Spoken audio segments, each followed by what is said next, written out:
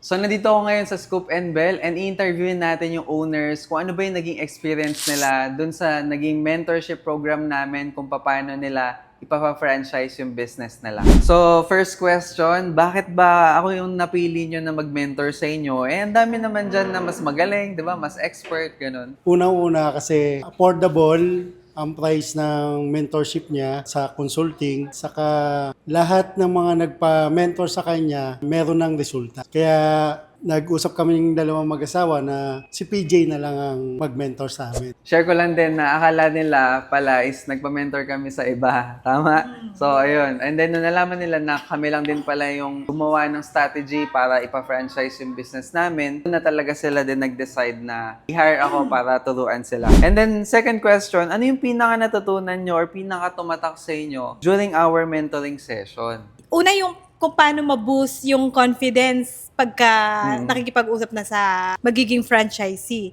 And yung yung realization about business. Kasi alam mo, meron talagang mga facts about business na alam na namin pero na-realize lang namin na oo nga, ganun nga, totoo pala nung in-explain mo sa amin. And then, syempre, ito, maraming gustong makaalam nito, no? Dahil, syempre, yung ganitong klaseng mentorship, may bayad nga. No, ang question natin sulit ba yung binayad niyo sa akin dun sa mga na-receive niyo na knowledge or wisdom?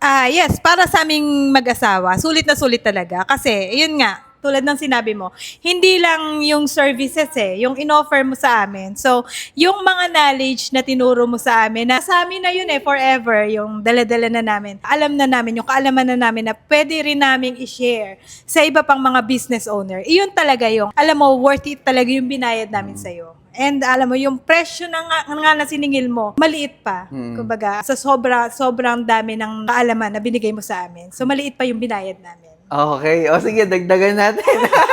Pengi pa. And then of course, i-recommend nyo ba yung ganitong klaseng mentorship sa ibang mga business owners din? Yes, oo. Sa mga ibang business owner na nagbabalak na magpa-franchise ng business nila, talagang ire-recommend namin yung mga ganitong mentorship. At syempre, ire-recommend namin si Sir PJ.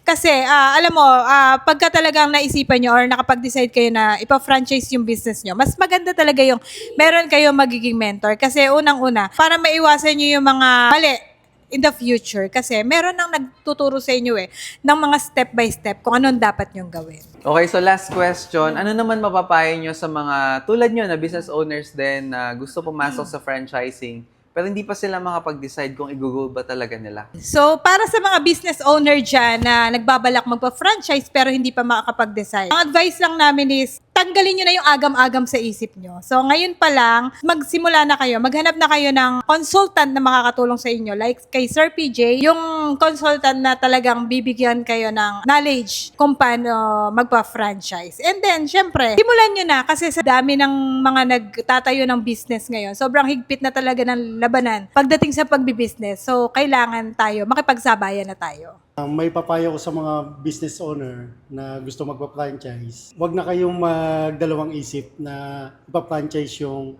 business nyo. Kasi kung alam nyo lang din na ang proseso at good quality naman ang sineserve nyo sa business nyo, mag-go na kayo sa franchising. So yun guys, so narinig nyo yung experience nila during dun sa naging franchise mentorship program namin. Kaya kung isa kang business owner tapos marami na nagtatanong sa'yo na kung pwede ba nilang ipa-franchise yung business mo, yun nga lang, hindi ka pa maka-oo kasi hindi mo alam kung paano umpisahan. So this is your sign na mag-hire na ng consultant. Hindi lang naman ako yung expert, marami ding iba dyan.